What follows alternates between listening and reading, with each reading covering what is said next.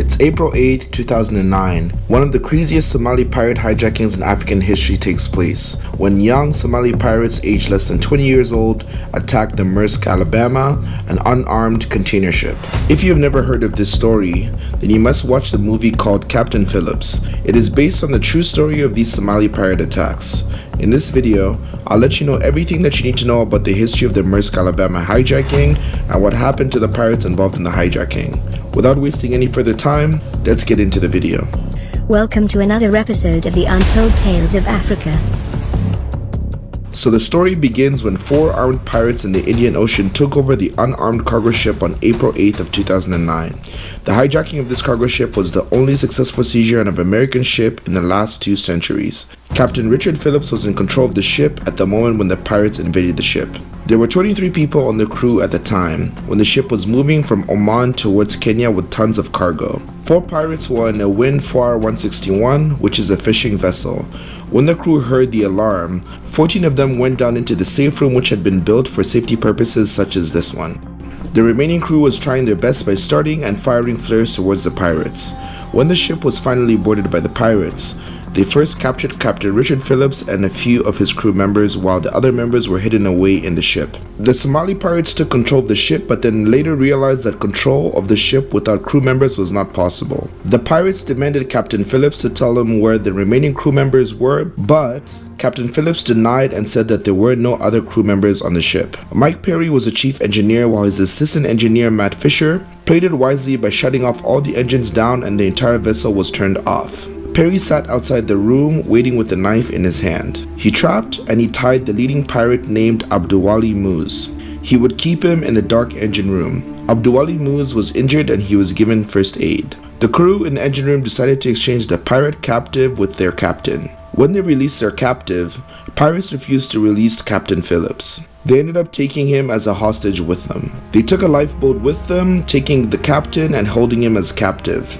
The United States Navy was notified of the hijacking and stepped in to rescue Captain Richard Phillips. Ships reached the point of the incident on April 9th and the Maersk Alabama was accompanied towards its destination. The chances were that the pirates were waiting for other hijacked vessels and they wanted to meet their fellow pirates who had captives in more hijacked ships from different countries. Phillips tried to escape the vessel but in vain was recaptured by the pirates. Negotiations between the captain from the rescue ship and the pirates were ongoing. Neglecting all of the negotiations, pirates attacked the rescue ship. One of the pirates communicated with the satellite phone that they were not afraid.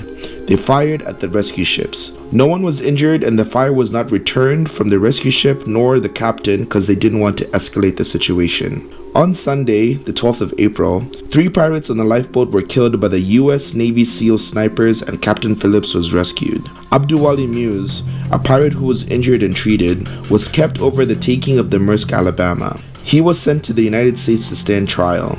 He was also charged for piracy, conspiracy to seize the ship, and hostage taking.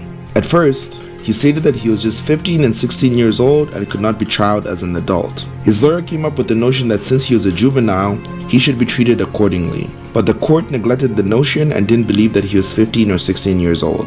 But later on, he ended up accepting that he was 18 years old. He pleaded guilty to the hijacking, kidnapping, and hostage-taking charges.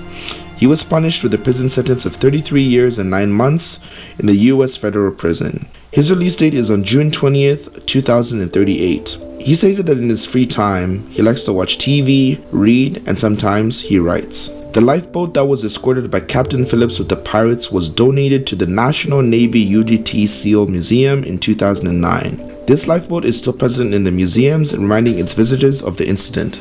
Captain Phillips wrote about his experience with the pirates in his book, A Captain's Duty, which was published in 2010. The book was later adapted into a movie production called Captain Phillips. If you haven't watched it already, you should watch it because it's a very good movie. Tom Hanks stars for the role of Captain Phillips and Barkhad Abdi for the role of the leading pirate Abduwali Moose. The movie was an overall success and received 6 Academy Award nominations. But some of the crew members did not consider the movie to be accurate. Mike Perry said in an interview to CNN that the film does not tell the true story. Back in 2010, the Alabama's chief engineer, Mike Perry, told us he and most of the crew couldn't believe the story being painted about their captain, Captain Richard Phillips, that he had given himself up in exchange for the safety of his crew. left out of the entire story, says Perry, is the captain's recklessness that steered the Maersk Alabama into pirate-infested waters. Of course, some of the scenes may not be as accurate, but the storyline is correct. The ship was attacked and Captain Phillips was taken as a hostage and then rescued. So all in all, the movie was somewhat accurate along with a little bit of creativity. So that's it for today's video. I really hope you learned something new. Please don't forget to give this video a thumbs up, comment, and share it. Subscribe to this channel if you want to see more videos related to Africa, and hit the bell icon so you don't miss another video. My name is Asher, and I'll see you in the next one.